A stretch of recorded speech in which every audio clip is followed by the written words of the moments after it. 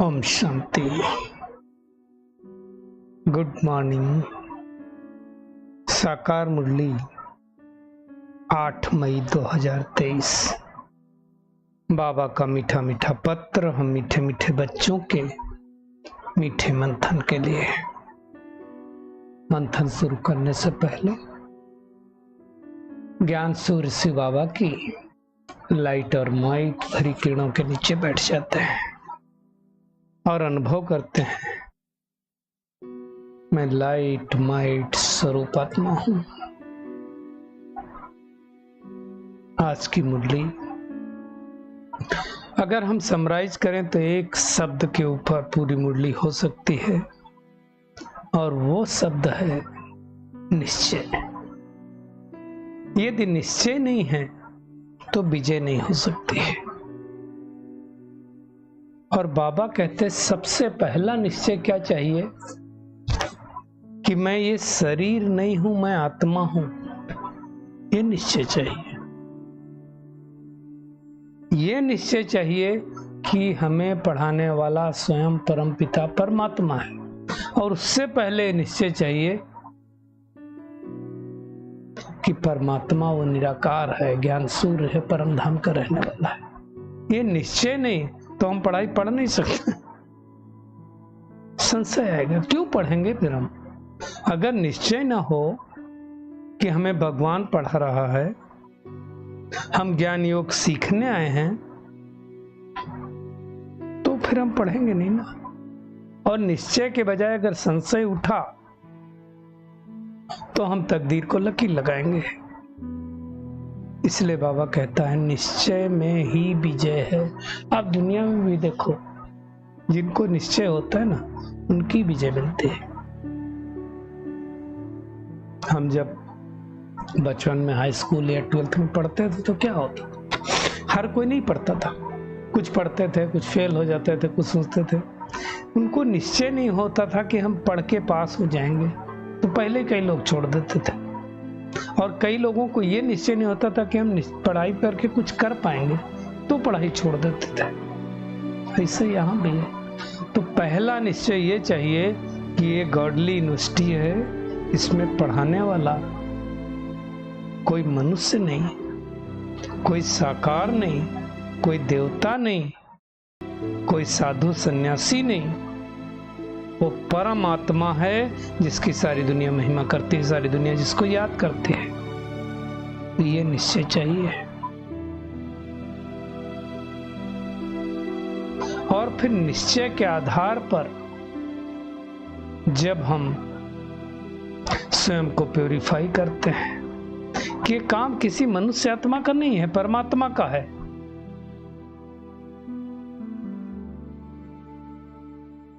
तो हमें बाबा की मदद मिलती है, दूसरों को भी मदद कर पाते हैं। अब वो ऐसा परमात्मा है जिसको ये आंख देख नहीं सकती, जान नहीं सकती। आंखों से तो हम देख नहीं सकते, बुद्धि से पहचाना पड़ता है ना।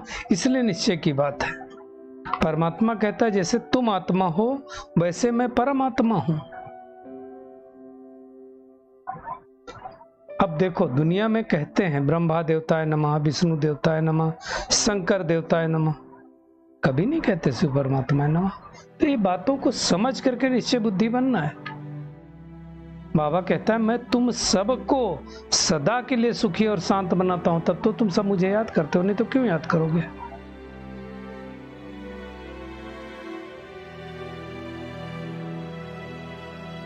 बाबा कहता है मैं तुम सब मनुष्य आत्माओं को प्राइज देता हूं। तुम श्रीमत पर प्योरिटी, पीस, प्रॉस्पेरिटी स्थापित कर रहे हो। और जो मददगार बनते हैं इस पीस, प्योरिटी और प्रॉस्पेरिटी को स्थापित करने में, उनको ही परमात्मा का वर्षा मिलता है। अब परमात्मा है निराकार, बिंदु स्वरूप। एक्यूरेट चित्र कैसे निकालेंगे? दिखाई तो देता नहीं। अब बिंदु कहा तो बिंदु का स्वरूप दिखा दिया। तो ये सब नई बातें हैं और इन बातों को बुद्धि से जाना जाता है। इसलिए बाबा बाबा कहता है अपने को आत्मा समझो, मुझे याद करो। शरीर तो मॉर्टल है, आज बचपन है, कल युवा होगा, फिर वृद्ध होगा। आत्मा अविनाशी है और आत्मा न छोटी न बड़ी होती है। और शरीर से हम अपने आप को वीक समझते हैं, स्ट्रांग समझते हैं, पर सच्चाई है नहीं, आत्मा से होता है। शरीर तो धीरे धीरे बढ़ेगा, गिरेगा। देवी देवताओं का तो हम फोटो निकाल सकते हैं, परमात्मा का नहीं निकल पाता, इसलिए मूझते हैं कि ऐसा है क्या, निराकार है। निराकार का मतलब जिसका कोई आकार ना हो, ऐसा नहीं, आकार है परंतु मनुष्य शरीर है, हमारे जैसा आकार नहीं है, साकार आकार नहीं है।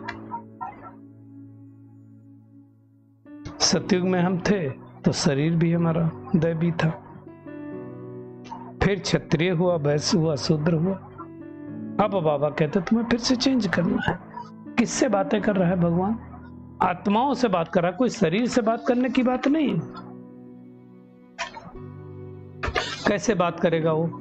जब वो निराकार साकार तन में आएगा तब तो बात करेगा। तो किसके तन में आता है? ब्रह्मा, जिसका नाम रखता है। तो बाबा कहता है बीच में मीडिएटर हो गया, तो मैं तुम्हारा दादा हो गया। ब्रह्मा की अगर तुम संतान तो मैं दादा हो गया।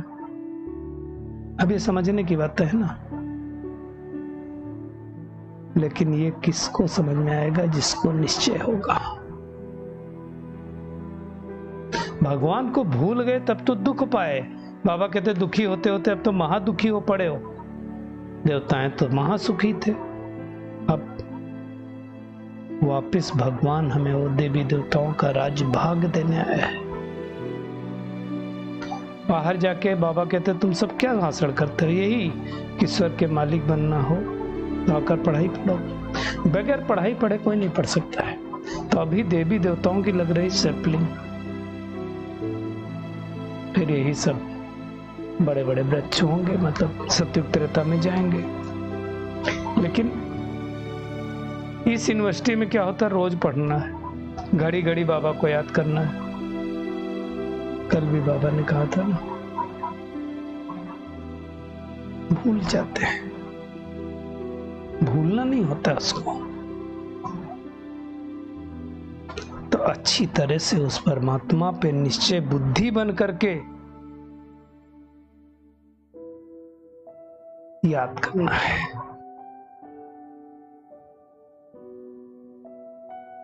बाबा कहते वास्तव में गुरु का काम क्या होता है? सदगति देना, पवित्रता का धारण करना। आजकल के गुरु क्या करते हैं? शादियां कराते हैं। तो हमें क्या करना है? निश्चय बुद्धि बन करके बाबा को याद करना है और माताओं को आगे बढ़ाना है। क्योंकि देखिए, खास करके कलयुग से पति परमेश्वर कह करके जब आए सन्यासी लोग, तो इन्होंने माताओं को बहुत नीचे गिरा दिया। अब भगवान आकर के वंदे मातरम कहता है ना। बाबा कहता है माता गुरु वगैरह किसका कल्याण नहीं हो सकता, तो हमें भी क्या करना? उनका रिगार्ड रखना है।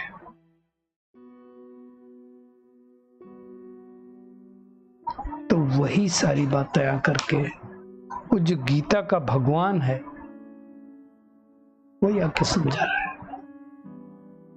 अब नाम डाल दिया श्री कृष्ण का, इसलिए गड़बड़ हो गया।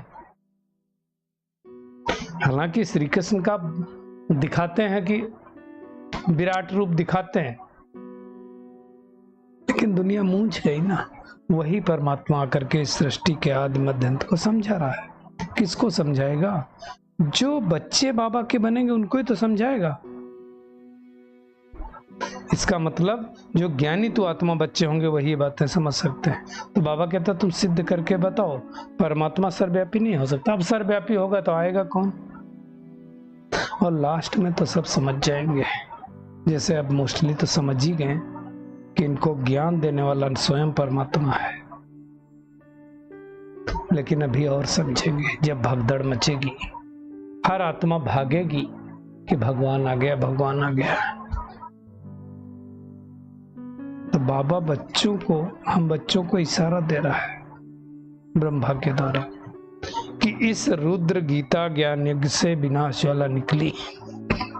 रुद्र माने क्या होता है? शिव। इसका मतलब ये यज्ञ रचा है तो पहले स्थापना होगी, फिर विनाश होगा, फिर पालना होगी। इस समझने की बात है ना। बाबा कहते तो समय कम है, आजकल करते करते कर लेंगे नहीं, करना चालू करो कि कैसे हम अपने को सुखी बनाएं। बाबा कहता है मैं तो तुमको संपत्तिवान बना देता हूं, सतयुग त्रेता तो बहुत सुख होता है। और सन्यासी कहते हैं इस सृष्टि में कुछ है नहीं, मोक्ष को प्राप्त कर लो, काकविष्ठा के समान है। तो बाबा कहता है मैं इन माताओं द्वारा सबका उद्धार करता हूं। मेजॉरिटी माताओं की, इसलिए बाबा ने कहा हम जहां जाते हैं जिस सेंटर पे, तो अगर 10 भाई आते हैं तो 30 माताएं आती है, 1/3 का ही रेशियो रहता है। बाबा कहता है नाम भी उनका गौपाल कन्हैया गाया हुआ है, बैल पे थोड़ी आएगा। शिव के मंदिर में वो दिखाते हैं ना नंदीगण, सोचने की बात है। तो मुख्य बात आज बाबा ने क्या जोर दिया, मुझे निश्चय बुद्धि होना चाहिए कि पढ़ाने वाला, राजयोग सिखाने वाला, ज्ञान सिखाने वाला स्वयं परमपिता परमात्मा है और तो कोई सिखा नहीं सकता है। निश्चय होना चाहिए। इसीलिए दुनिया में भी गाया जाता है निश्चय बुद्धि विजयंती संशय बुद्धि विनशंति। सबको बताना चाहिए किसके पास तुम जा रहे हो, स्वयं परमपिता परमात्मा के पास। कई बार उसका साक्षात्कार भी होता है। जब भक्त लोग बिल्कुल नहीं होगा तो मैं अपने को समाप्त कर लूंगा, तो परमात्मा कराता है साक्षात्कार, परंतु उससे कुछ फायदा नहीं होता है। तो हमें क्या करना है,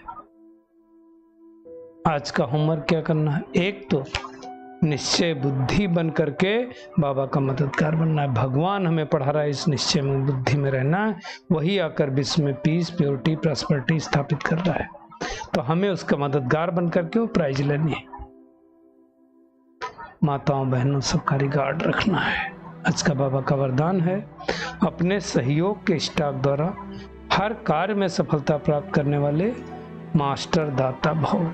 बाबा कहता है सेवा की अविनाशी सफलता के लिए मास्टर दाता बन सबको सहयोग करो। हम देने वाले भगवान के बच्चे, दाता के बच्चे मास्टर दाता है ना। बाबा कहते हैं बिगड़े हुए कार्य को, बिगड़े हुए संस्कारों को, बिगड़े हुए मूड को शुभ भावना से ठीक करने में सदा सर्व के लिए सहयोगी बनना, यह है बड़े से बड़ी देन।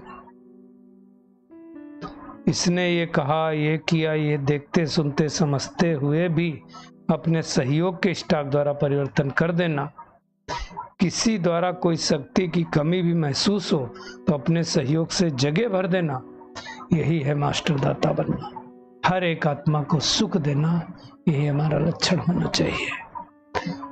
स्लोगन है सदा हर्षित रहना है तो विश्व ड्रामा की हर सीन को साक्षी होकर देखो। जो हो रहा है वो भी अच्छा, जो होने वाला है वो भी अच्छा, और जो हो चुका वो सब अच्छा है।